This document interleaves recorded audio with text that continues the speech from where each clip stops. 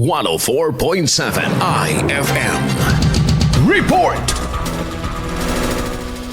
Umaabot na sa higit 4,000 mag-aaral sa Dagupan City ang nabebenepisyohan ng scholarship program bilang tulong sa kanilang edukasyon. Sa State of the City Address o SOCA, ibinahagi ni Dagupan City Mayor Belen Fernandez ngayong enrollment ng second semester ng taon. Nasa 4,400 plus na college student ang nakasama sa scholarship program. Anya, isa ang scholarship program sa pinakamagandang ipinuhunan ng lokal na pamahalaan upang matiyak na mabibigyan ng pagkakataon ang mga kabataang Dagupenyo na makapagtapos ng pag-aaral. Bukod pa rito ay nagbibigay rin umano sila sa mga nagsisipagtapos sa kolehiyo na may Latin honors o naging mahusay na Dagupenyong estudyante ng cash incentives bilang pagkilala sa kanilang pagpapahalaga sa inilaang scholarship grant para sa kanila. Patuloy pa umanong sinisikap ng lokal na pamahalaan na mapagtuunan pa ng pansin ang iba pang pangangailangan pagdating sa edukasyon tulad ng mga school infrastructure at projects. Kasama mula dito sa IFM Dagupan, ito si Idol Joanna De Vera, Tatak IFM.